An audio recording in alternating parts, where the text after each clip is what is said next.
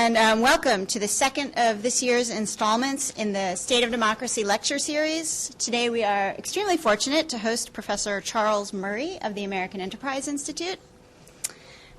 As always, I would like to extend our collective thanks to Betsy Levitt Cohn and Alan Cohn, the Alan K. Campbell Institute, and the Maxwell Dean's Office for their ongoing support of the series. I would also like to thank Professor William Copeland of the Maxwell School for his work in initiating and arranging today's event. I'll turn things over to you shortly to introduce our speakers. And finally, and most sincerely, I want to thank all of you for your participation and for fostering the deliberative tradition that is the mission of the State of Democracy series. I hope very much that you will all return next semester for a discussion led by Darren Shaw, Professor of Political Science at the University of Texas, campaign strategist, and also elections analyst for Fox News. As is our usual practice, we'll begin today with brief introductions, followed by our featured speaker. After Professor Murray's talk, John Yinger, Professor of Public Administration and Economics at the Maxwell School, will offer critical commentary. And finally, we'll open things up to your questions for about half an hour. After we conclude, all of you are invited to continue the discussion informally at a reception directly outside of the auditorium. So with no further ado, Professor William Copeland.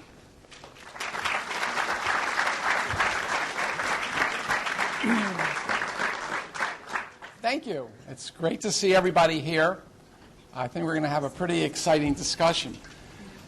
So I want to get through this pretty quickly so we can get started. I have the opportunity to introduce our speaker and our discussant today. Our speaker, Charles Murray, presents a radical prescription addressing the sorry state of undergraduate education in the United States. Charles has been with the American Enterprise Institute since 2003. He was in the Peace Corps. He's written some very significant books, including Losing Ground, American Social Policy, 1950 to 1980, and The Bell Curve, which made quite a splash a couple decades ago. He obtained his BA in History from Harvard and his PhD in Political Science. And most significantly, he was in the Peace Corps in Thailand from 65 to 70. Grounding him so that when he went back to academia, he was ready to tell the truth. Our discussant is John Yinger, one of our most distinguished professors. He will be reacting to Murray's call for change to address the sorry state of undergraduate education in this country. As a change agent himself, it would be interesting to see his reactions to Charles's call. John Yinger is trustee professor of public administration and economics. He also directs the Education Finance and Accountability Program. He's written several books, and I think his main focus for many years has been on educational finance. I think this is going to be a very interesting discussion. I hope we focus, and I know we will, on what to do about undergraduate education in this country. Thank you. Charles?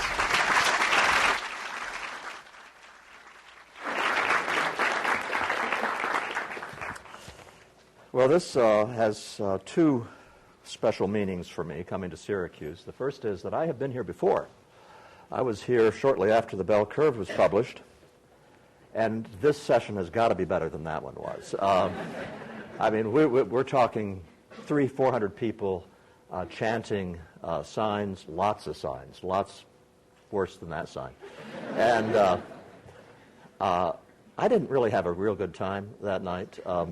Then the other aspect of the University of Syracuse that is immediately important is that AEI's gain will be your loss. Arthur Brooks is coming down to run AEI. He will be my boss in about 3 weeks, and I'm looking forward to it very much. The proposition on the table this afternoon is that the BA is the work of the devil. that we have in this country willy-nilly, without really intending to, had an evolution of the definition of educational success, which now says if you don't have a BA, you aren't an educational success. I think it's a bad definition, and I'm going to spend a lot of the afternoon telling you various reasons why I think it's a bad definition, and why the BA itself and the position it has achieved in American life underwrites this. And I will conclude by briefly offering a vision of a different way of doing things. I am not clear whether this mic is close enough to me that I can be heard in the back row. You're okay? Okay, let's talk about the proposition first that too many people are going to college, the one that was on a lot of the publicity for this talk. This fall, about 1.5 million high school graduates headed off to a residential institution to pursue that piece of paper called a BA, and it will take them about 4 years ordinarily to complete it. That represents about 50% of high school graduates and about 36% of all 18-year-olds. What's wrong with this picture? The sheer number is no problem at all.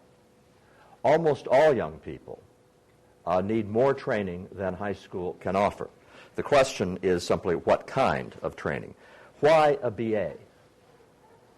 Why a BA, especially since I think the more important question is, what does a BA mean anymore? Now, if it's a BA in engineering, math, or any of the hard sciences, it still means something. If I'm an employer of engineers and somebody has an engineering BA, I know it's a BS a lot of times, but I'm going to use BA as a generic term, and he has a BA in engineering, yeah, I know something about his qualifications. A BA in biochemistry probably means something if I'm hiring biochemists. Tell me, what does it mean if I'm an employer running a company that makes widgets and I hire somebody with a BA in sociology? What does that tell me about anything that I need to know regarding that person's qualifications for the job? Even if we're talking about a vocational major such as business administration, a BA could mean anything. It could be that the applicant has taken a good solid set of courses in business and really knows something. You know very well it could also mean that he's taken the easiest courses in the catalog, has not paid too much attention to them. With grade inflation being what it is, his transcript still looks pretty good. The BA does not mean much of anything. What employers use the BA for in a great many instances is as a very coarse screen. It is a screen for a certain amount of perseverance and a certain amount of intelligence. And that's just about it. We have exalted a piece of paper that is close to meaningless for all but a small proportion of graduates. Okay, what else is wrong with the picture? Let's try 4 years. Why 4 years? There is not an occupation in the world that requires 4 years of coursework, not even brain surgery. There are lots of occupations that require more than a 4 years combination, coursework and apprenticeships, but not coursework itself. So why keep students in college for 4 years? Well, one answer to that is so that they can take some courses outside their major, they can become well-rounded and culturally literate human beings. Well, I'll buy that as a justification for 4 years of college, except that I, as an employer, have no way of knowing whether somebody who has a BA has become a well-rounded and cultured person. The colleges have a paper front because technically they're supposed to be still giving liberal education. So they have what are called distribution requirements. I was just looking a few minutes ago at the distribution requirements here at University of Syracuse. Well, in terms of number of courses, you actually demand more than a lot of universities. There are a fair number of courses to get around your distribution requirements. But also, I looked at the list of courses that can be used to fulfill those. So you can come out of Syracuse with the distribution requirements you have, and you can have, from that list of courses, a superb classical education. And you can also have taken courses that are trivial. and I, as an employer, have no way of knowing which they are. Distribution requirements could serve the broadening function of liberal education, but they really hardly ever do. And that brings me to a major point. We can extol the value of a classic liberal education all we want, and in a few minutes I'm actually going to do that. I'm going to turn on a dime and talk about how wonderful it is, but we have to do it with eyes wide open. The vast majority of the 1.5 million young people who have headed off to college in the last few months don't want a liberal education classically understood.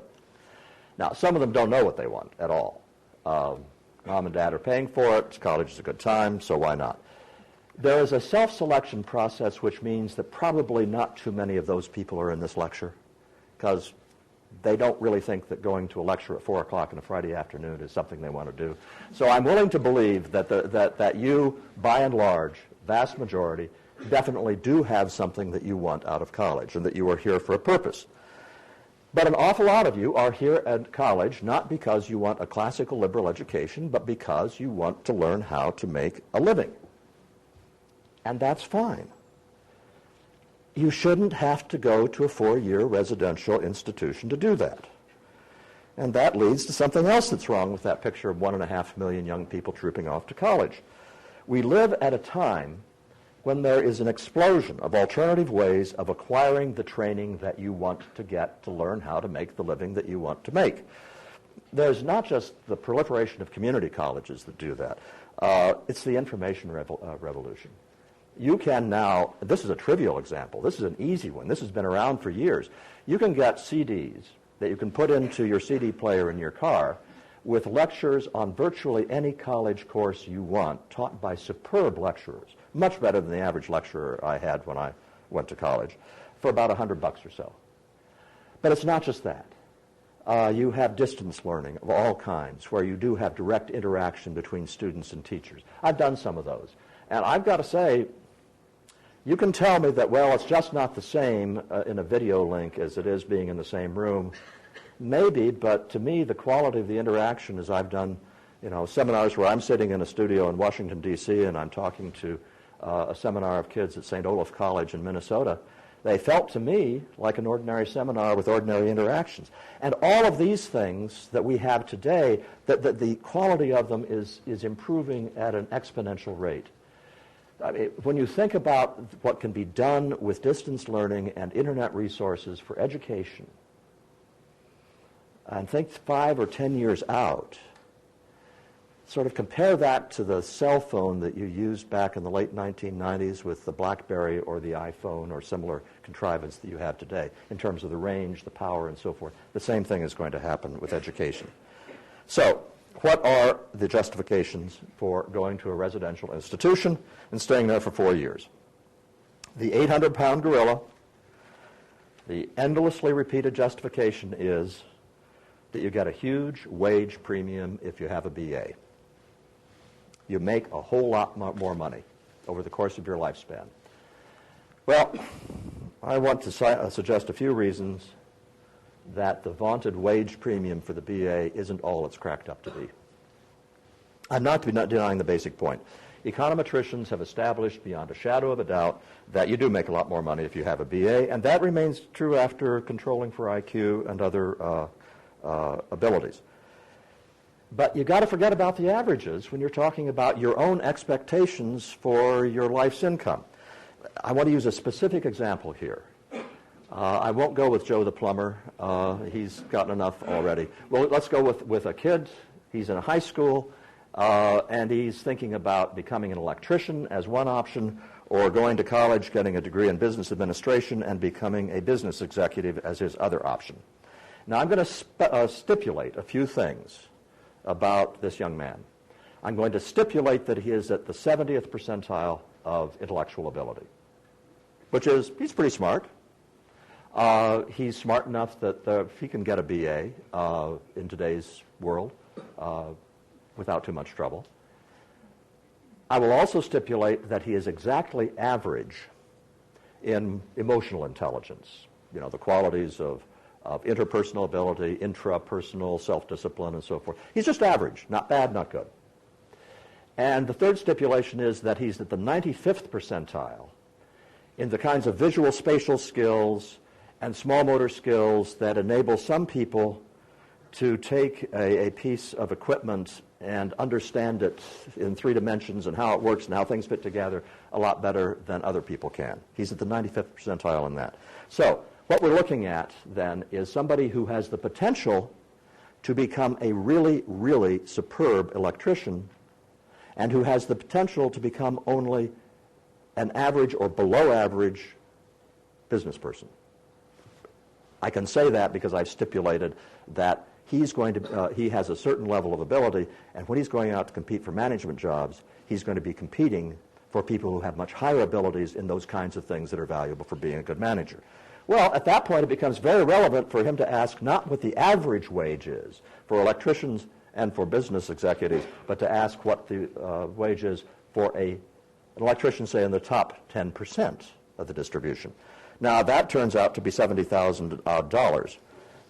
Then he should be asking not the top wage for business executives, what's the wage for the bottom 10% of business executives? And that's only about half of what he would make as a top electrician.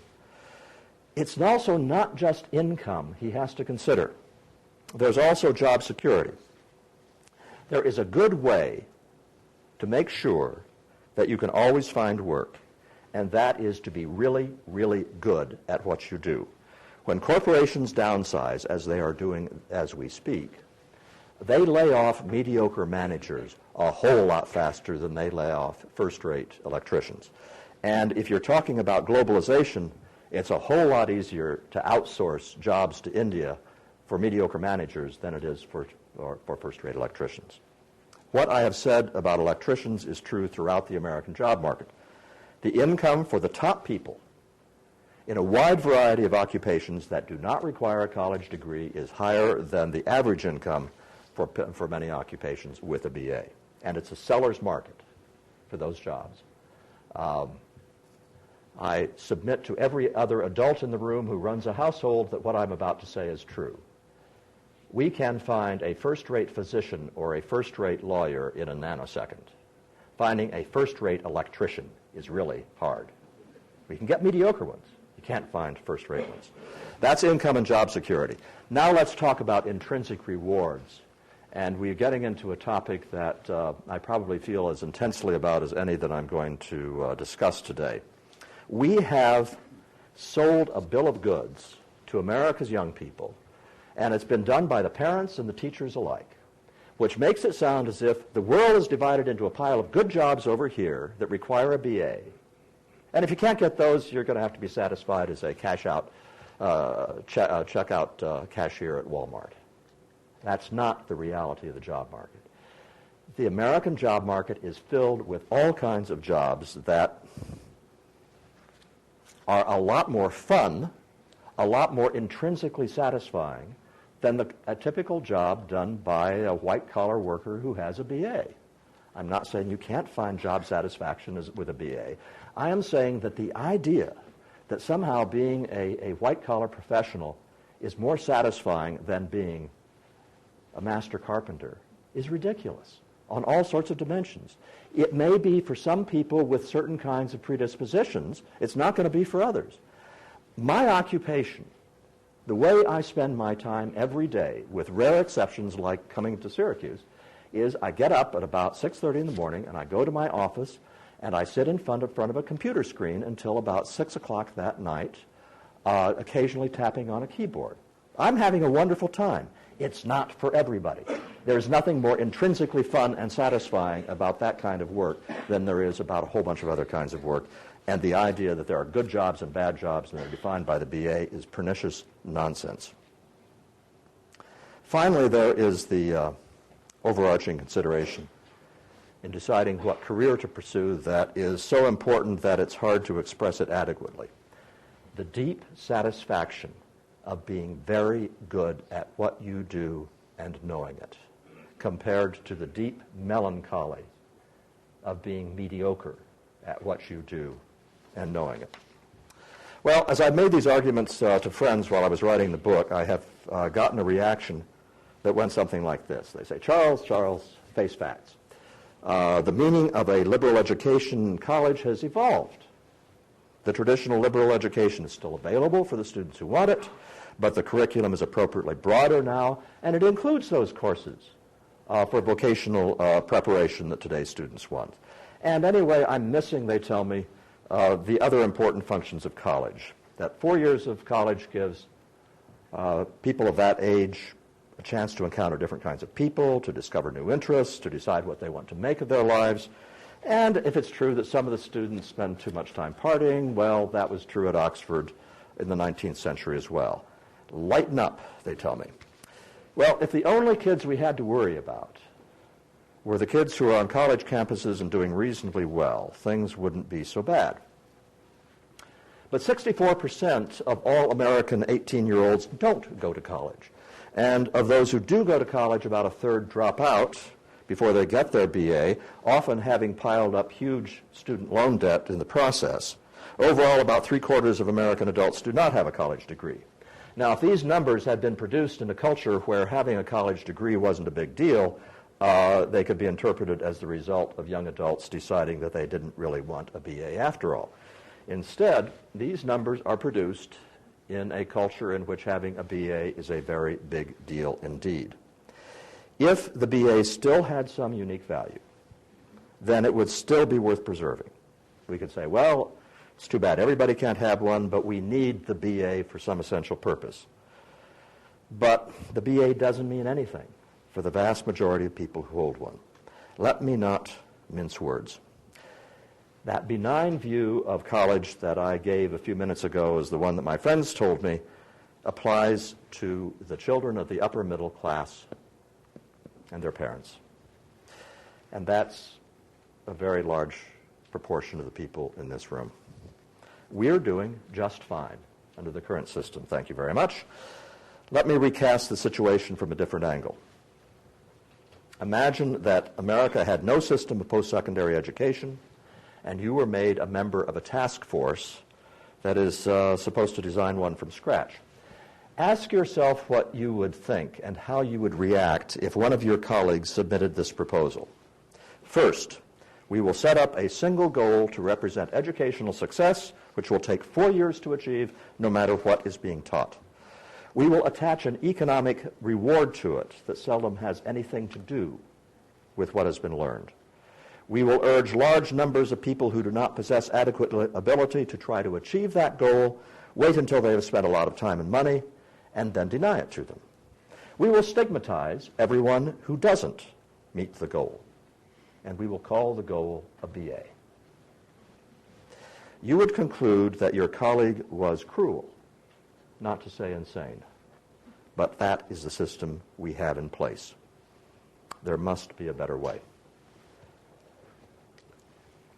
Now I am going to change gears rather dramatically. I'm going to talk about the students who not only should be in college, but should be in a college that teaches them far differently than almost all American colleges teach them today. And I am talking about the people who are in the top percentages of the distribution of intellectual ability. And I am also talking about elites. You've heard the populist half of the lecture, now you've got the elitist half of the lecture. America is run by an elite. That's not a controversial statement. All nations, since there have been advanced societies, have always been run by an elite, meaning a small number of people who have a disproportionate amount of influence over the institutions of the country, over the culture, politics, religion, economy, and the rest of it. That's been true since the dawn of time. The United States is no exception. I'm not talking about a tiny group of people. In the United States, I think you can think in terms of both a narrow and a broad elite that probably runs to a couple of million people. Who do I have in mind? Well, at the top of, the most obvious ones are the people who run the television networks and the movie studios and the publishing houses and the corporations and cabinet departments and things like that. They do have a huge disproportionate influence. But I'm also talking about an elite that exists in every city. So here in Syracuse, you have notably successful people in every field who have a lot of influence over the life of Syracuse. the most important bankers here, the employers, the lawyers, physicians, educators, pastors, and media people who are the most successful here in Syracuse. Put all these people together, and the way they look at the world, the values they hold, and the decisions they make shape this country and determine its future. That's not really an arguable statement. That's just the way it is. And even if they total to as many as 3 million people, they still add up to just 1% of the population. What the people who are in the elite have in common is that they are, with a few exceptions, able, very able. The United States has gotten very good at ensuring that all those who are notably successful in their professions are able, and part of being able is being smart enough in an intellectual sense. That scariest of all concepts, IQ, is about to make its appearance. And as I do that, I've got to hasten to hedge it about with a whole bunch of explanations, because believe me, I've been through these discussions before. I am not saying IQ is everything. By IQ, I mean what Howard Gardner would call linguistic ability and verbal mathematical ability in his system of multiple intelligences. The best analogy for thinking about the role of intellectual ability in career success, or for that matter in success in college, is something that Steve Goldberg at NYU, sociologist there, came up with. He says, if you want to think about the role of IQ in determining success, think about the role of weight for offensive tackles in the National Football League. The heaviest offensive tackles are not necessarily the best. I bet if you did a good quantitative analysis of the quality of NFL starting offensive tackles, the correlation between weight and that measure of success would be close to zero. But you got to weigh 300 pounds to begin with. And it's the same with IQ. The smartest people are not the most successful in any meaningful way. You take the graduating class from Yale, and I guarantee you, if you look at their 30th reunion and have measures of who's been the most successful in terms of income or fame or anything else, the correlation between the IQ of the Yale graduating class and that measure of success is going to be very, very small. But to get into Yale, you have to be really smart to begin with. So it's the same kind of situation. As it turns out, the intellectual equivalent of 300 pounds for most of the elite occupations is an IQ score somewhere around 120. That's too low if you're talking about being a successful nuclear physicist. It's on the high side for other occupations, but it's a good ballpark figure for the intellectual ability needed to stand out in jobs that are held by the people around the country. It also happens that an IQ of 120 cuts off the top 10% of the distribution. Now, I'm going to refer to the top 10% as gifted. That's a lot looser definition than it's usually used, but it's convenient. Two more common misconceptions I want to straighten out. I am not saying that intellectual ability in the top 10% is absolutely essential to become a competent lawyer or businessman or journalist, for example. Rather, I am saying that almost all the notably successful people in those fields are in that category. Nor am I saying that everyone with intellectual ability in the top 10% is part of the elite. The great majority are not. Same goes for people with IQs of 130 and 140. The great majority do not rise to the kinds of positions that I'm talking about.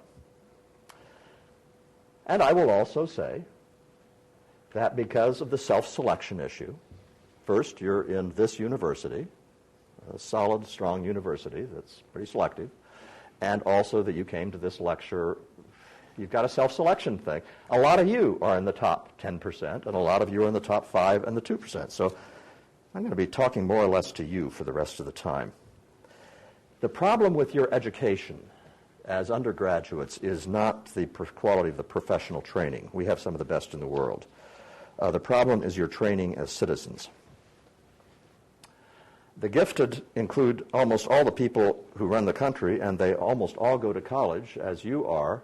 We have you for 4 years. We need to use those 4 years to give you the best possible chance, not only to become successful, but to become wise. The first step in that process, and this is something on which Bill and I think agree, is probably it would have been a whole lot better if you had not come to college straight out of high school. Probably be a lot better if you had taken 2, 3, or 4 years, gone off, gotten a job, made a living, dealt with the world, and then come to college. There are a couple of reasons for saying that. One is simply that you've been in a bubble all your lives, a great many of you here. You have gone to good schools as a young person, elementary and secondary school. You've then come to college. And you've been in a bubble where you're very successful. You know how to deal with this. Well, it's really good to get out of that and see what the rest of the world is like. That's one good reason. A second reason is that it gives you a chance to decide what you really want to do, why you want to be in college. My wife used to teach at Rutgers. She commented on this all the time. She taught English literature. And she had lots of students at Rutgers who would come back after a tour in the military, who would come back to school after working for several years. She said there's no comparison between them in terms of their focus and knowing why they were in that classroom with the kids who were 18 and 19-year-olds who come straight out of high school. She also made another point about learning what she had to teach, and that is Henry James was not writing for 18-year-olds. That's true. And the older you are, the better chance you have to actually grasp what is going on with some of the material that you're going to learn. However, whether you've taken time off or not, we've now got you in college. We got you for 4 years. What do we want to do with you? Well, I want to give you that classical liberal education that I was talking about earlier, the one that was defined by John Stuart Mill as the object of universities is not to make skillful lawyers or physicians or engineers, but capable and cultivated human beings. Well, wait a minute. I just got done railing against the 4-year residential college, and now I want to take you guys and make you stay for 4 years and get a liberal education. Why not make all college students into capable and cultivated human beings if it's such a great thing? Actually, it's not just all college students I would like to make into capable and cultivated human beings. It's all students, period. I would like to give all young people every morsel of a liberal education that they can absorb. I want them to have as much exposure as possible to history and science and philosophy and great literature and great music and great art. But we shouldn't wait for college to do it. K-12 education, if it's rightly understood, is a very good place to start a lot of this. You can give the skeleton of a liberal education. You can't teach Immanuel Kant to an eighth grader, but you can supply a lot of what E.D. Hirsch called the cultural literacy that goes into a liberal education. We can do much more than we do right now. Going further than that skeleton, and now we're going to get seriously elitist, requires a level of intellectual ability that only about the top 10% possesses. It's an interesting coincidence of numbers. Recently, a College Board researcher named Jennifer Coburn set out to estimate how many high school students are college ready. And the definition of college readiness was a 65% probability or higher of getting a first-year college grade point average of 2.7 or higher. That was the quantitative measure that she brought to that. It's not a very demanding definition. But even with that relaxed expectation of what college readiness means, the benchmark score on the combined SAT, verbal, and math that gave you the probability of meeting that benchmark was 1,180. Now, how many of all 18-year-olds could get that high score in the SAT if they all took the test? I have several different ways of calculating that answer. You have to calculate it because not everybody takes the SAT, but they all converge in the same answer, 3 independent methods, about 10%. Now, as in the case of defining gifted using a loose definition of college readiness, we have 10% of 18-year-olds who have a good shot at doing, so-so. Not terrific, but just so-so at a university. Say that's too pessimistic. Say that's too pessimistic by half. Say the true number is 20%. Remember what I just said about 50% of all 18-year-olds going directly, of all high school graduates going on to college. Well, the problem is that in college, to deal with genuine college-level material, you have to take on the tough stuff. Remember I cited John Stuart Mill a few minutes ago with his definition of a liberal education? Well, one of the things that would be part of a liberal education is to read On Liberty. One of his most famous books, a landmark defense of individual liberty. It's short. It's considered one of the easier of the philosophy texts. You want to hear the first sentence? The subject of this essay is not the so-called liberty of the will, so unfortunately opposed to the misnamed doctrine of philosophical necessity, but civil or social liberty, the nature and limits of the power which can be legitimately exercised by society over the individual. That's the first sentence. A whole lot of kids are not going to understand that sentence. Not only a whole lot of kids, a large majority of kids aren't going to understand that sentence. They aren't going to understand that they're going to go through the On Liberty, they're going to read the pages, their eyes are going to scan over it, they are not going to be comprehending it. For the same reason that a whole lot of kids are never going to learn to do advanced calculus. And for the same reason that a whole lot of people are not going to be able to learn to do other things with other kinds of abilities, because ability does vary, and the tough tasks, whether they are in music or athletics or intellectual endeavor, the toughest tasks can only be done by a small number of people. I was also going to quote his last sentence of On Liberty, but that's 136 words long, and I won't go through it.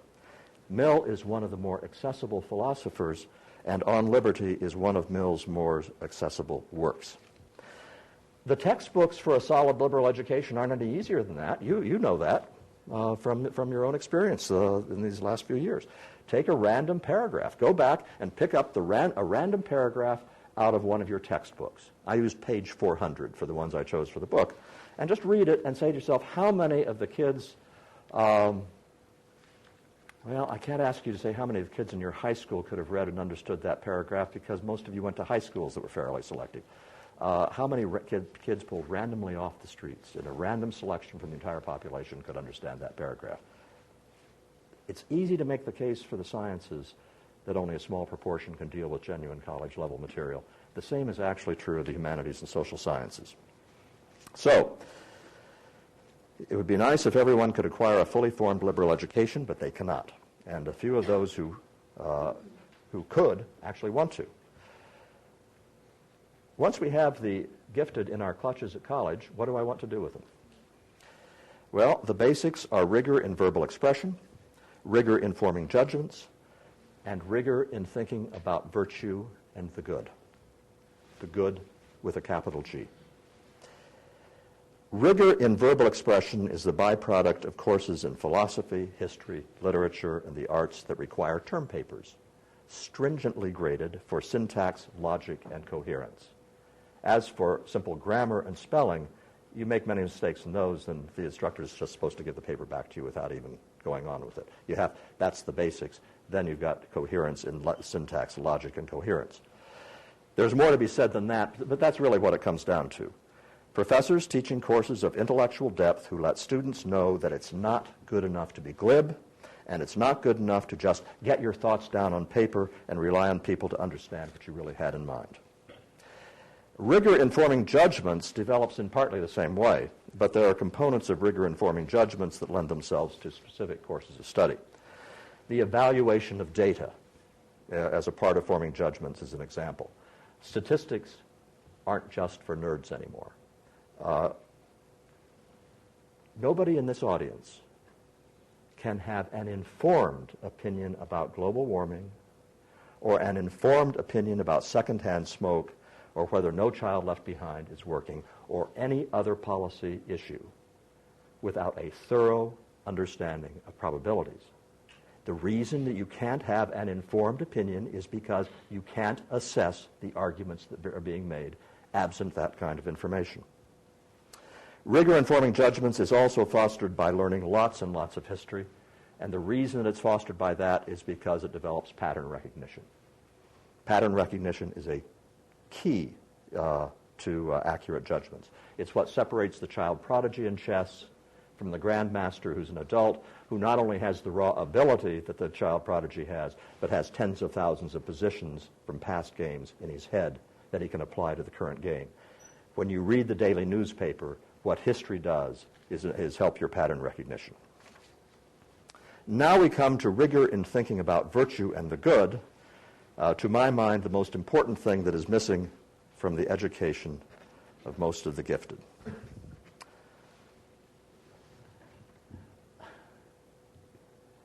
Most students on most of the campuses I have visited in the past are nice.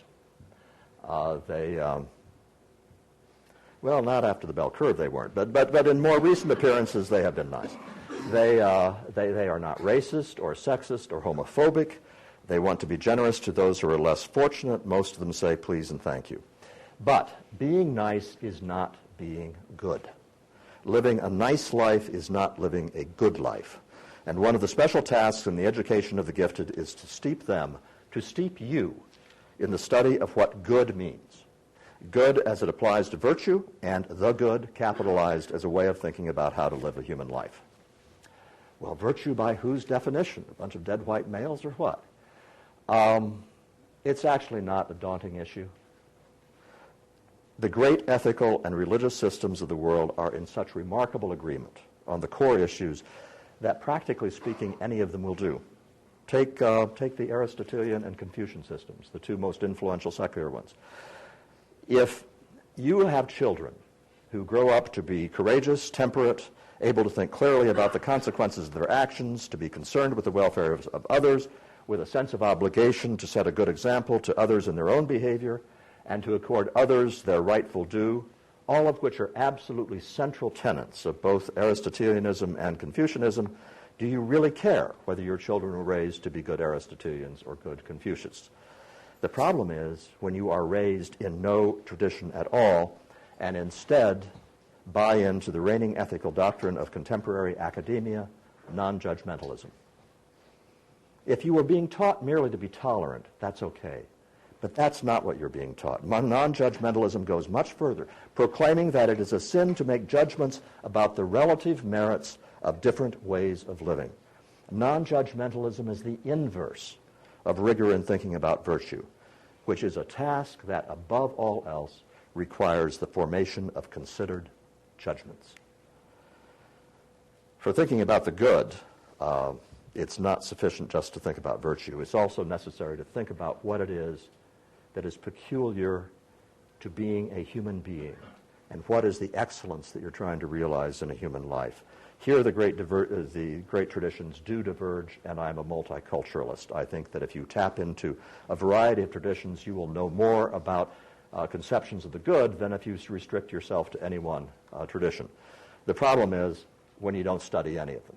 When you are trying to think about the meaning of life and you're thinking through it de novo and are completely unaware that some really smart people have had some very useful things to think about those difficult issues, and they've written them down and you can get access to them. There is one more thing that we must do to you before you get out of school. At some point we must make certain that every single one of you is intellectually humiliated. I'm thinking especially here of the top 1 or 2% of you, those who are really, really smart, and I will make an exception. Those of you who are in that category, who are in the hard sciences, you're off the hook, because you've had to take really advanced mathematics, and if there's one thing that you can be confident will humiliate almost everyone if they take enough mathematics, it is mathematics. So you're okay. The problem is those of you who are in the humanities and the social sciences, because for you, college can be just as easy as you want it to be. This wouldn't be so awful, except so many of you also come from upper middle class homes where you've gone to the best schools and won all the scholastic rewards, gotten a new car from daddy on your 16th birthday. Okay, a lot of you didn't, but some of you did. And never had a whole lot go wrong with your lives. You arrive at college having been told from your earliest memories that you were an absolutely wonderful human being and very, very smart.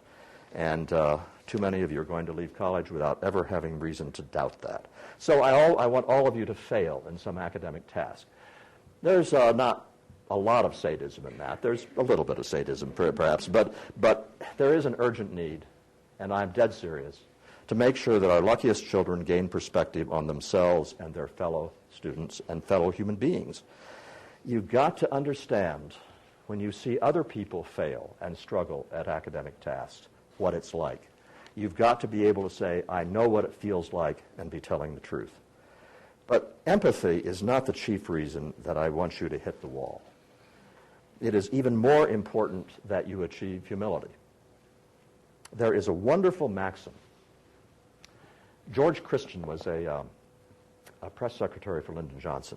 And he once said in an interview, off the cuff, but I've never forgotten it, he said, no one should be allowed to work in the West Wing of the White House who has not suffered a major disappointment in life. And the reason he was saying that was, you've got to be deeply aware of how badly things can go wrong. The same principle applies to those who will become members of America's elite. No one among the gifted should be allowed to rise to a position of influence without knowing what it feels like to fail. And the internalization of humiliation is a prerequisite for humility. Well, that's the argument for too many people going to college, and the argument for treating those who are gifted not by giving them special treatment, but by holding their feet to the fire. How we do that in practical terms is another issue, and Bill was upbraiding me in our conversation in the office before he came in that a lot of things I was suggesting didn't sound real practical to him. And I pointed out that I don't do practical, and I never have. A lot of these things are never going to change anyway until people start to change their mindset about the way the world ought to be. It's not going to be a government program that's going to do it. It's going to be parents thinking differently about what they want for their children. It's going to be children thinking differently about what they want out of life, what they want out of a career, and students in college thinking differently about why they're in college and what they want for it. I have some ideas for how it could change. They are ideas which would move us in the direction of certification rather than degrees. I want students to be able to take into an employer a piece of paper that doesn't say how long it took them to get the piece of paper and where they got it. I want them to be able to take a piece of paper in that the employer recognizes that says, this is what I know. And if I learned it in an online university and online courses, or I learned it at Yale, doesn't make any difference. I know it. Whether it took me 4 years or 2 years doesn't make any difference. I know it. That's the important thing for you, the employer. Certification tests can do that. The Certified Public Accountants exam is a good example that we could build upon.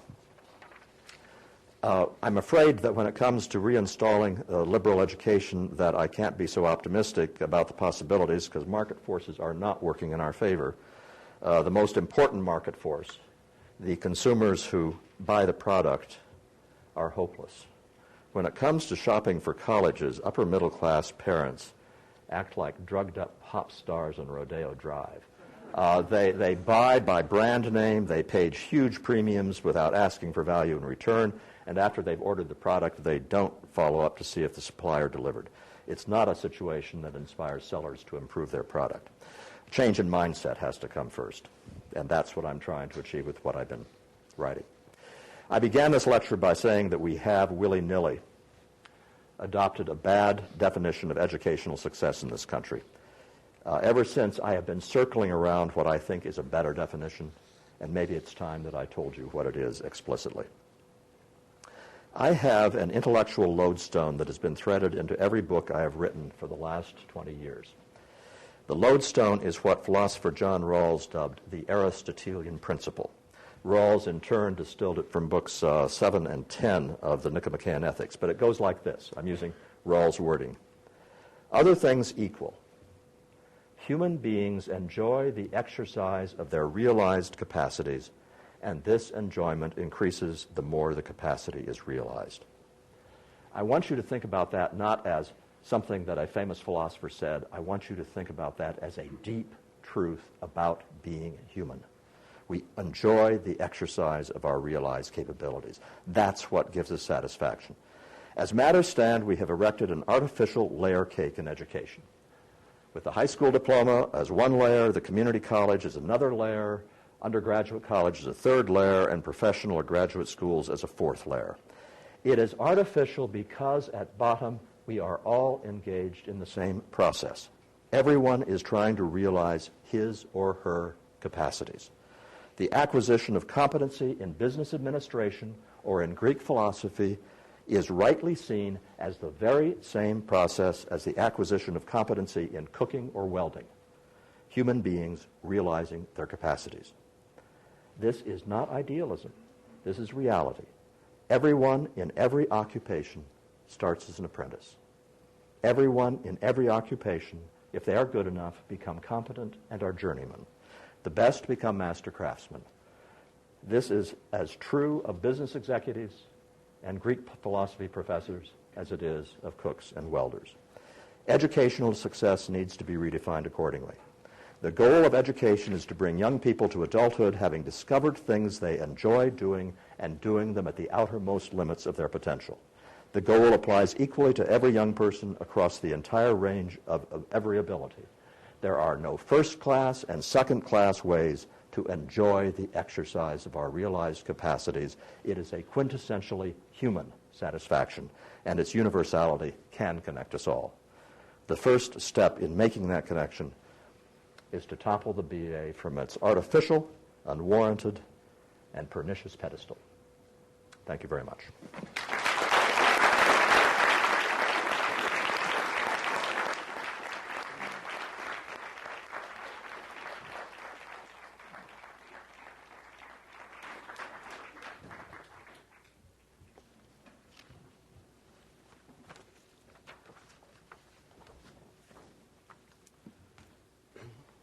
So the American education system is a highly decentralized hodgepodge driven by the decisions of millions of people, including students, parents, local school boards, public school teachers and administrators, state education officials and elected officials, private school teachers and administrators, public and private university teachers and administrators, and federal elected officials, among others. In this book, Real Education, Charles Murray declares that this system is failing largely because too many people are going to college and because the system does not do enough for the academically gifted. His vision is to change the system so that colleges teach his version of a liberal education to a smaller number of students, and vocational education options are expanded for students who are unlikely to be able to handle the college education he prefers. After reading the paper this week, I must suggest that Dr. Murray's vision may be closer than you think. According to the New York Times, a report released this week by the National Center for Public Policy and Higher Education found that the rising cost of education, even before the recession, puts education out of reach of most Americans. And according to Dr. Murray, the Internet is undermining the need for face-to-face contact and making four-year residential colleges obsolete. Now, I don't really have a crystal ball, but these are certainly good issues for all of us to be thinking about. Now, I must confess that my response to the book diverges a bit from what you heard in the talk, because unlike Dr. Murray, I am a practical kind of guy. I do like to think about what we can do and how to evaluate and how to think about it. And in fact, the last chapter of this book, along with hints along the way, is devoted to policy proposals for how we can get out of the problems that Dr. Murray believes are so important. And so my sense is that Dr. Murray really doesn't want to wait for colleges just to become unaffordable and obsolete. Instead, he offers 8 very specific proposals, only one of which he told you about. So I want to spend some time talking about these proposals. The first one is to stop focusing so much on low-ability kids. The second one is to find out what each child's abilities are in first grade so that their education can be tailored to their abilities. A third is to throw disruptive students out of class or even out of school. A fourth is to teach the core knowledge curriculum. That's his vision of a desirable college education to every college student. The fifth is to let gifted students go as fast as they can. The sixth is to teach the forgotten half. That's the students who are unlikely to be able to handle his college curriculum, how to make a living. A seventh is to expand choice in elementary and secondary schools. And an eighth is to use certification, this is the one you heard about, to undermine the BA as a signal to employer. So in my comments this afternoon, I'd like to focus on 2 problems that I see with this list of proposals. The first problem is that these proposals are offered without any evidence as to their effects. Now, the book is full of evidence, of course, But virtually none of this evidence has anything to do with the effects of his proposals. Despite this lack of evidence, Dr. Murray does not hesitate to defend these proposals in surprisingly strong language. And I'll give you some examples. In support of his first proposal, he says, over the past 40 years, educational romantics, and I quote here, have obsessed about how to make large gains in reading and math at the bottom end of the funnel, that is, for low-ability kids, where only marginal gains are possible. Ending that obsession is the first step toward better K-12 education. But he does not provide evidence about the nature or consequences of this obsession, and he certainly does not explain how ending it would lead to a better K-12 education. In support of his call for more student assessments, he says, and I quote again, "The value of obtaining a first-rate assessment of every child upon entering elementary school is worth far more than anything it will cost. The purpose is not to put students in categories etched in stone, but to give teachers a better chance to respond to their students' individual abilities and needs as they enter school and as they develop during school. Not doing such assessments now, despite the availability of the tools to do them, amounts to educational malpractice." But Dr. Murray does not even indicate what the benefits of this proposal might be, let alone provide any evidence that the benefits would be greater than the costs or that not doing it is malpractice. In support of school choice, he says that, I quote, "The school choice movement is the most important source for good in the American K-12 education." But he makes no effort to convince the reader that this is true. He does provide some information on the number of charter schools, the number of homeschooled children, and the number of school voucher programs. However, attendance figures are a far cry from evidence about program effectiveness. Moreover, Dr. Murray never explains the fundamental contradiction between his support for choice in K-12 education and his unrelenting criticism of the wide-ranging choices provided to students in higher education. Now, I have to tell you, I find this approach to policymaking a little bit ironic. In his chapter on educating the gifted, and he spoke about this a little bit, Dr. Murray provides an extended discussion of program evaluation as an example of what students need to be taught in college. Let me quote here, "Deciding how to use scarce resources," he says at one point, "to help disadvantaged students is not a matter of caring. It is a matter of deciding what works and what doesn't." He then goes on to illustrate the complexity of this subject by telling readers of the book that he, quote, "had to censor my discussion," that's his discussion of the evidence on preschool interventions, "because even though I know that the average IQ of my readers is high and that most of you have BAs, I could not assume that more than a minority of you had ever taken a college-level course in statistics." When it comes to his own proposals, however, Dr. Murray does not present any evidence, censored or otherwise. Instead, he expects the readers to go along with his proposals, apparently on the basis of his forceful language.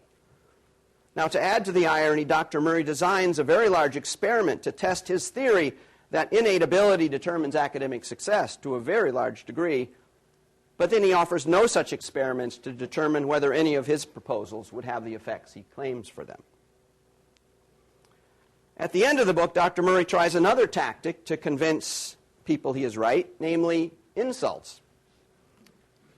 In fact, so far as I can tell, he systematically insults all the people who participate in America's decentralized education system, including parents, teachers, employers, school administrators, but especially politicians and college professors. I guess that includes me. The problem, he says, is that all these participants in the education system have lost touch with reality. A return to reality, he says, and I quote, "will come through the resumption of responsibility by the grown-ups," a phrase apparently intended to turn anyone who disagrees with him into a child. Now, insults in strong language may sell books, but they're a poor substitute for evidence. The second problem I have with Dr. Murray's proposals is that, taken as a whole, they are designed, whether intentionally or not, to make the education system even more elitist than it already is. And by elitist, I mean concentrated among people who have high incomes and in our society. This would not be a step in the right direction. Real education contains a great deal of language designed to make you think that he wants a system based entirely on merit. He gave you some of it at the end of his talk just now. The goal of education, he says at the end of his book, is to bring children into adulthood having discovered things they enjoy doing and doing them at the outermost limits of their potential. The goal applies equally to every child across the entire range of every ability. Well, either he's trying to pull a fast one on the reader, or else he is incredibly naive. Suppose that, as proposed by Dr. Murray, all children were given ability tests in the first grade and then placed into tracks deemed appropriate in light of their test performance. Because testing provides an imperfect measure of ability, and because ability provides an imperfect prediction of performance, many parents would not be happy with their child's placement and would want to make sure that it was not etched in stone. On average, the parents most effective at moving their child to a higher track would be well-educated, high-income parents. These parents would, of course, also be relatively effective at providing test preparation and post-test tutoring and private school alternatives and so on. Dr. Murray defends his call for first-grade assessments by saying that without them, the educational standards we set will inevitably be unrealistic. Well, in my judgment, this line of argument confuses the standards we set for schools with the standards we set for individual students. This nation's current educational standards for schools, particularly as expressed in the federal No Child Left Behind Act, are clearly unrealistic. My colleague Bill Duncombe and I have recently criticized the No Child Left Behind Act for setting 100% passing rates as a requirement for state tests in every school by the year 2014. Now, this standard could never be reached for any reasonable set of tests and is therefore both unfair and ineffective. But first-grade assessments would not help solve this problem. Instead, the No Child Left Behind Act needs to back away from a 100% passing rate at the school level, reward states that use stringent exams so that states do not simply dumb down their tests as far as they need to, and reward states that provide adequate funding to the poorest districts so that all districts will have an equal opportunity to succeed. Ability tests and tracking starting in the first grade would also, in my judgment, undermine the principle of equal opportunity, which is one of the core principles of American democracy. Instead of starting all students out on an equal footing with the same set of opportunities in front of them, this approach would shut off opportunities from the very beginning, before students and parents had a chance to gather information and experience and to make choices of their own. And it would do this on the basis of highly imperfect information, often overruled by well-connected parents. This system would be the antithesis of fair treatment and equal opportunity. Now consider another Murray proposal, expanding school choice programs in K through 12 education. A careful study of North Carolina by one of my colleagues, Bob Bafulco, who's sitting over there, finds that schools are more segregated by race and class, this is a quote, as a result of school choice programs, than they would be if all students attended their geographically assigned schools. And that the effects of choice on segregation by class are larger than the effects on segregation by race. So in short, expanding choice is likely, based on this evidence, to increase class segregation and thereby to increase the advantages already received by high-income kids. Now, I certainly agree with Dr. Murray that classrooms need to be safe and orderly, but his exclusive emphasis on punishment for disruptive students would, as he recognizes, have most impact in high-poverty schools. Disruptive behavior is not perfectly correlated with a lack of ability, so his proposal would remove from schools some students, most of them from poor families, who have the ability to succeed. Surely a better program would combine punishment and needed services such as anger management. I'm not an expert on this topic, but a quick look at the internet reveals that many such balanced programs exist, and some of them seem to have some good evidence supporting their effectiveness. Because student and parental decisions about college versus vocational school would be heavily influenced by cost, a shift away from college credentials to vocational training and certification could have a dramatic impact on the correlation between education and income class as well. Even letting gifted students go as fast as they can might have a class element.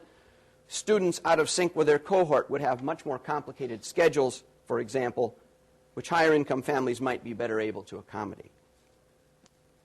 So overall, Dr. Murray wants you to believe that many good students do not know what is good for them, that many parents do not know what is good for their children, that many professors do not know what is good for their students, and that many employers do not know how to evaluate their potential employees.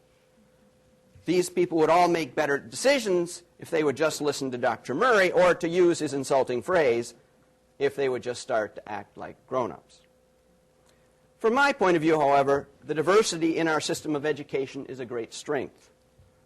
Although funding disparities remain a serious problem, our K-12 education system promotes the ideal of equal opportunity and gives students and parents a major role in determining what is best for each child. Our colleges and universities provide a very wide range of educational environments and curricula, some a lot more like the one Dr. Murray prefers than others, and students and parents can choose the college that seems best to them. Financial aid programs and, yes, wide access to college promote equal opportunity and narrow but do not eliminate the role of class. Now, this system is, of course, not a static one. The actors in this system must respond to the challenges of higher costs and new technologies. Some of the proposals made by Dr. Murray might be winning strategies for a few of the actors in this system. But his elitist program certainly would not be a winning strategy for the system as a whole. Thank you.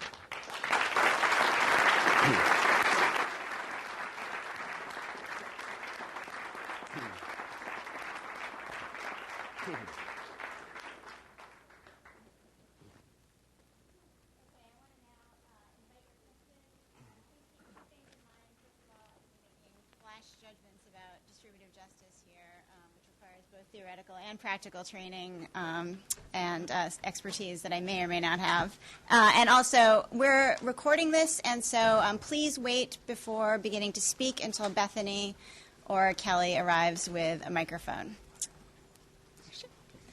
Okay, so surely you have questions. Yes. Right.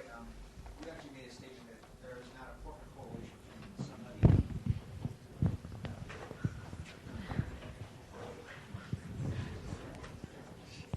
Thanks. Is this better? It is. All right, good. You sat there and said that there's not a perfect correlation between some of the indexes that Mr. Murray is using. Just because there isn't a perfect correlation doesn't mean there doesn't exist any correlation. At least that's what it seems like almost you're making the no true Scotsman logical fallacy. In regards, what I see, and I don't agree with everything that the statements you made, although I agree with a significant portion of them. What I see Murray saying is we should not sit there and allocate resources toward the lower end of the spectrum at the cost of higher end of the spectrum where you're going to maximize your returns. That doesn't mean that you shouldn't help the lower end, but you shouldn't do it at the cost of the higher end. I mean, that's not sustainable. I think he's talking about efficiency. You sat there and said there's not 100% correlation. The testing isn't 100%. It's amazing. Left-wingers always say that we should have 100% effectiveness for missile defense. I was wondering, do you apply that rubric to anything else besides Mr. Murray's research? That we have to have 100% correlation or 100%. Well, I'm not quite sure what you think I said, but you sat there and said that there wasn't 100. There wasn't let me make a couple points. First of all, I think that we should be realistic about the returns to our investment to education, and I think it's of course true that we can't expect to turn the lowest ability kids into the highest ability kids easily. I think, of course not. And I think we do need to make very careful choices about how we allocate our resources. But right now, particularly in K-12 education, which is what I study, we have enormous disparities in resources, and they're not directly related to ability, although they may be correlated. They're mainly related to the financial viability of the communities in which schools are located. And right now, the large poor urban districts receive funding that's way below what they need based on the circumstances beyond their control to deliver the same education as other places. Could you elaborate on one of those or a few of those circumstances, please? Sure. One of the things that happens in schools, in a lot of our big city schools that have a lot of poverty, is that they face challenges that suburban schools don't face. For example, Many of the kids don't have health insurance, so many of their health problems end up in the schools, and the schools have to deal with them. The kids don't get the immunizations. They get many of the other things that have to happen, and the schools have to deal with that. We also find that in many cases, the kids who come from poor families don't get as much reinforcement at home. They don't have as many books at home. They don't have as much access to computers, and that makes a difference in their school preparation and their ability to deal with school when they get there. So there are a lot of things that a high-poverty environment imposes on a school that are outside the control of the school itself. But you do agree that you shouldn't sit there. Why don't we move on and distribute fairly? Yes, go ahead. Hi, Dr. Murray. First, I'd like to say I really enjoyed your book. I agree with much of what you say. My question relates to rising tuition costs, mostly in relation to scholarships. And I'd like to know your opinion on merit-based scholarships versus need-based.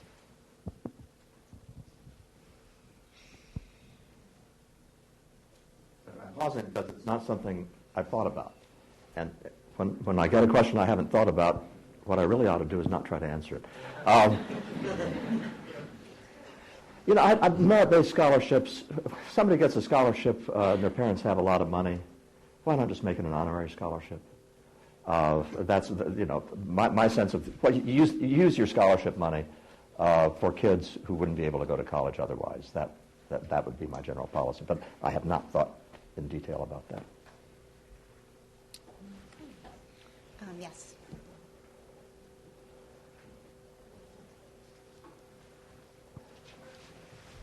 Dr. Murray, you talked about how in the cheapening of BA that the hard sciences have actually sort of retained the value. I was curious, what do you think has insulated math and engineering, as you mentioned, from that cheapening of the degree? How have they retained their value, whereas the social sciences and humanities haven't? Well, one of the things that I have found since the book was published is I've had some talks with a couple of people from engineering schools who have said there is a problem of grade inflation and degradation of the curriculum in engineering schools as well.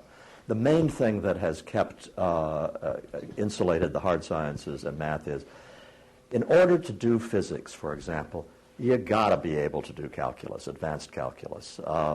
There's just no choice. And so you can't fudge it.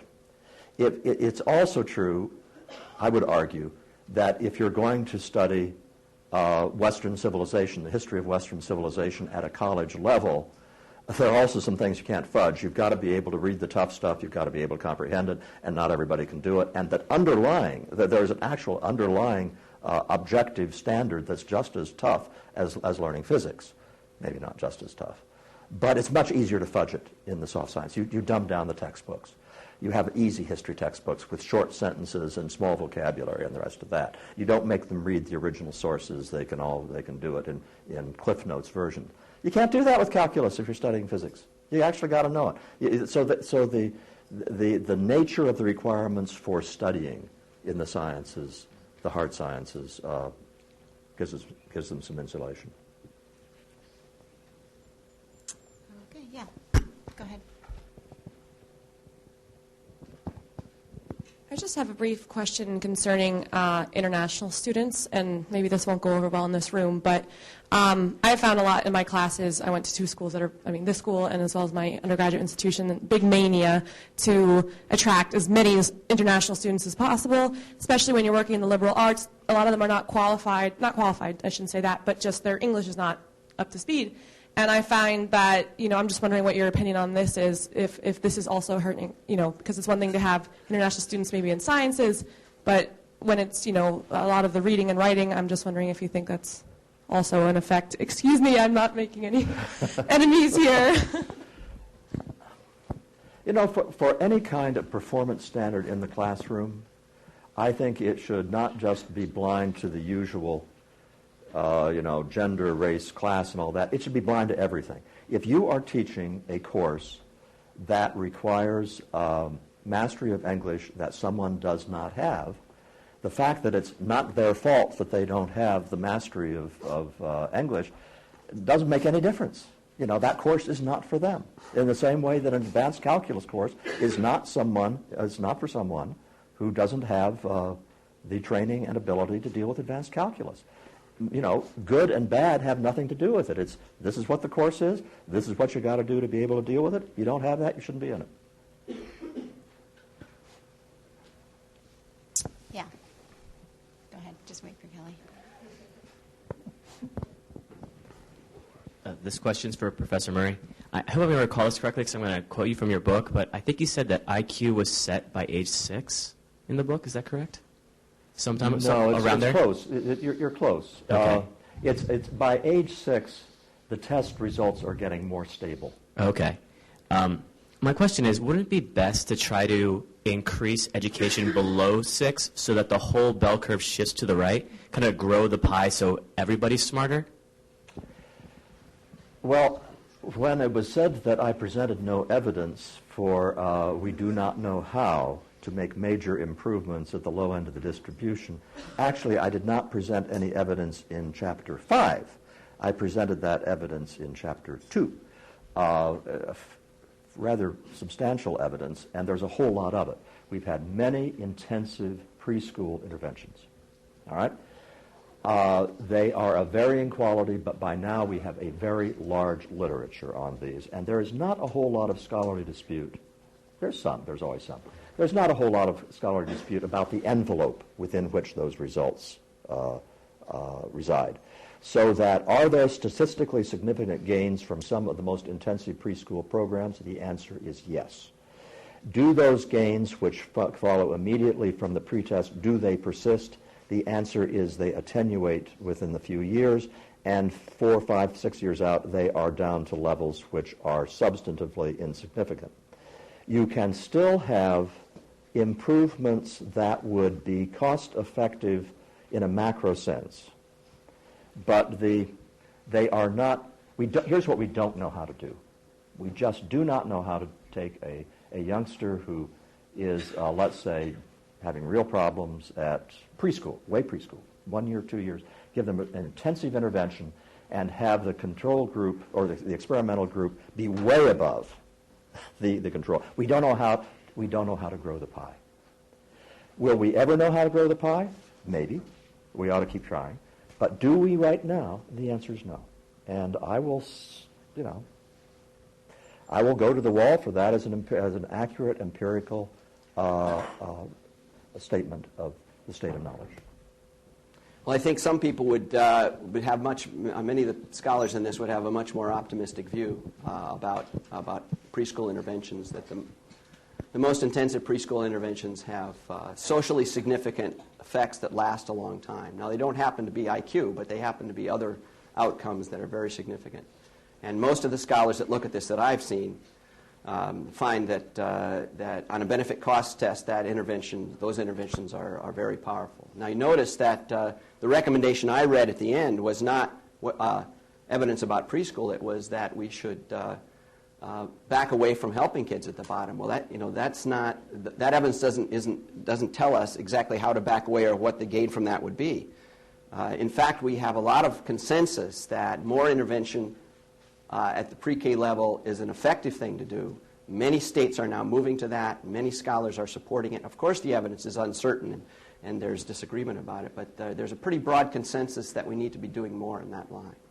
But mind you, he is not saying we've got 12-point gains or 20 percentage point gains, and I'm saying, no, we don't. He is saying that gains that he's impressed by of smaller amounts, I'm not impressed by. And what we're both agreeing on here is that when it comes to cognitive ability, we don't know how to grow that pie. We may someday. I think I saw yours next.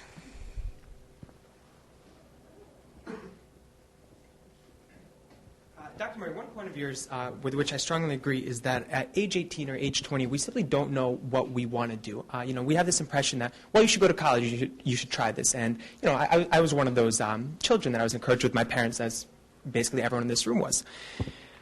But if you don't go to college, it's much more difficult to go back at an older age. I think that's been more or less accepted or suggested by various amounts of research. So shouldn't we encourage people to go to college, try an incredible amount of different things, from philosophy to history to marine biology to statistics, public administration.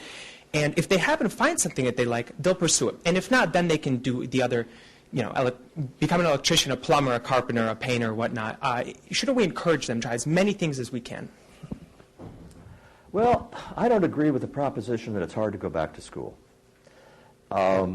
I know that that's what all of our parents told us. That certainly told, my parents wanted me to go directly from high school to college, and most parents I know want their kids to go directly to high school and college. I do know this, that I got out of college, and I was away for 6 years, and went back to graduate school, and when I went back, I was in political development as one of my graduate fields. We had two kinds of kids in the graduate program at MIT where I was. Some of them who had come directly from undergraduate school, and a bunch of us like me who'd been out actually working in developing countries for several years. And the difference, all of the differences favored the people who went away. The same thing I think is true for undergraduate. I mean, look, I do practice what I preach. My son is now a sophomore at college, but between high school and college, he went off to Southeast Asia and spent the year bumming around Cambodia and Thailand and Vietnam and Burma, going into places that even I would be a little dubious about going into, and I know that part of the world. He's doing fine. So I might want to say to all of you, if you belong in college, if this is what you love, you can walk away from it for a while and you will come back. But if you go away from it and you say, boy, am I glad to be out of there, maybe you have better things to do with your life. Above all, don't go directly to law school for some undergraduate. Whatever else you do. Yeah, in the back there.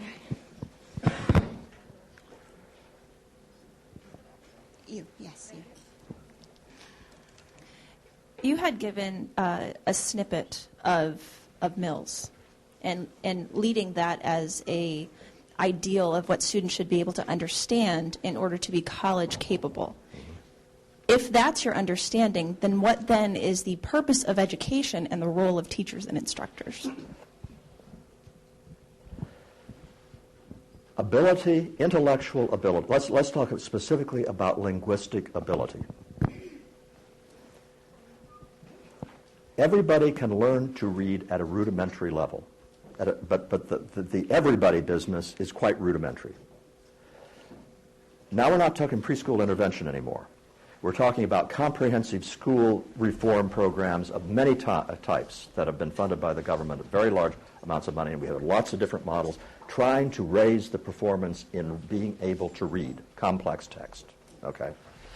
We have a lot of data on that, and No Child Left Behind has provided us with a whole lot more, with incredibly powerful incentives for people to raise the test scores in reading. It is just as hard to increase the ability to comprehend complex prose and see the inferences in it and deal with the syntax. It's just as hard to increase performance in that as it is to increase performance in complex math. There is no evidence whatsoever, for example, that despite the huge effort to raise the numbers of people passing proficiency tests in reading, that No Child Left Behind on the National Assessment of Educational Progress has done anything, not even 1 point, maybe 1 point. So what I'm trying to get across in the book, when I talk about educational romantics, there is this idea out there that if only the teachers try hard enough, everybody can learn to understand on liberty. It's not true. It's just not true. And that does not mean that people who can't learn to read on liberty have less human dignity, that they have less satisfying lives, that they are in any way in a hierarchy, of a value hierarchy, with people who can read on liberty. It means they can do different things. So what then is the role of an instructor or a professor? To take whatever you have before you in the classroom and teach them whatever they are able to learn. But what you don't do is take kids. This is the greatest tragedy of all. Now that's some of that strong language that was being played on. Hyperbole. Cut back the hyperbole. A great tragedy is that you have in junior high school and high school now all of these counselors and all of the parents saying, you got to go to college. You got to stay on that academic track. So you can have a kid who has a mystical knack at knowing what's wrong with the engine in his old car and can't do algebra very well. And you will have the counselor saying, no, you got to go to college. You got to go to college.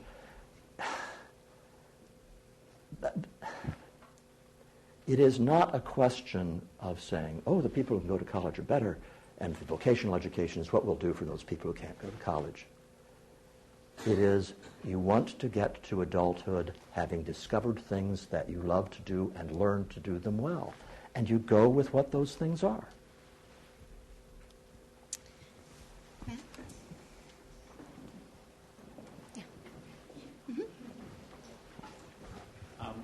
I'd like to thank both Professors Murray and Yinger for a really interesting conversation, and I want to ask a question about what should be done to correct the situation. So let's just stipulate that I am in agreement with Professor Murray that the BA has become devalued and something needs to be done. What I don't understand is that I've heard two radically different descriptions of Professor Murray's proposals for what to do about this, right? So Professor Murray is saying things like, maybe we should explain to parents some of this stuff and they'll make better decisions for their children. Maybe we should encourage the undergraduates here to take a couple of years off and come back when they're more mature. From Professor Yinger, I heard a different description in which the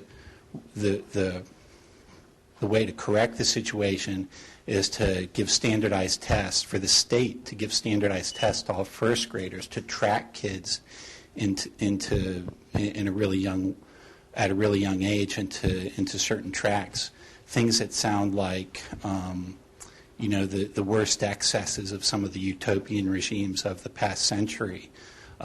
Or of the Platonic idea of trying to identify people's blood types, right, and tracking in that way. So I guess my question is, which is the more accurate description of your proposed solution to this problem?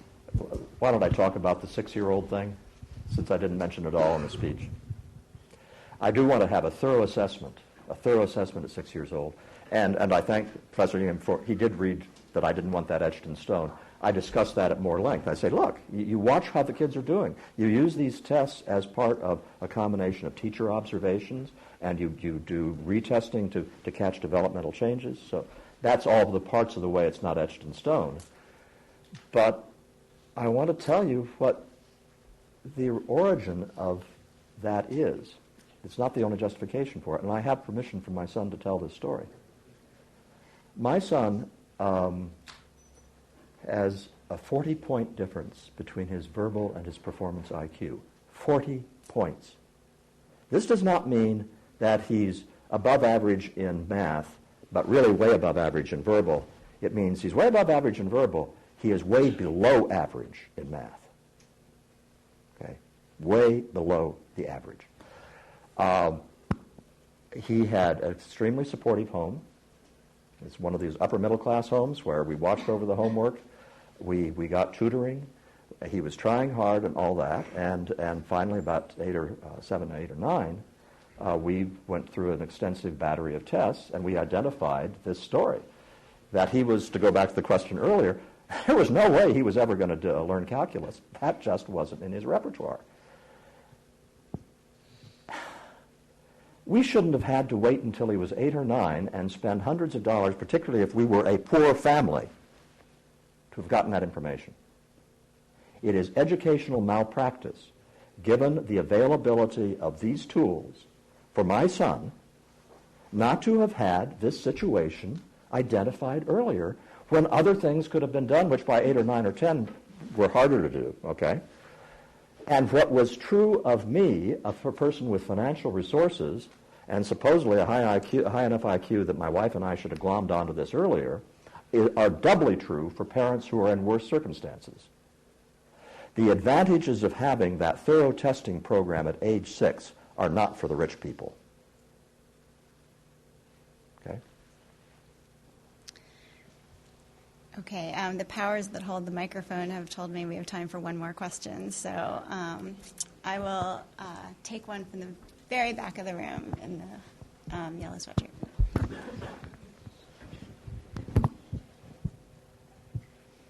Yeah, I had a lot of questions, but I'm going to just ask one. Okay, I understand what you're saying, and I agree with you about the testing, and we should be retested. Okay, but what we're doing by not testing all these people and forgetting about the lower end, we're losing out on the statistics, the brilliant people. Because in this percentile you're saying, that you always talk about, the people that have enough money to send their kids here, on average, you wouldn't find one brilliant person in this class, okay, or in this auditorium. But when you're not given the funds to test the poor and everything, statistically speaking, you will probably lose one or two brilliant people every decade. So what do you think about that? As I understand what you just said, I agree with it. I think you want to... Sorry, actually, it was a question for him. Oh, I'm sorry.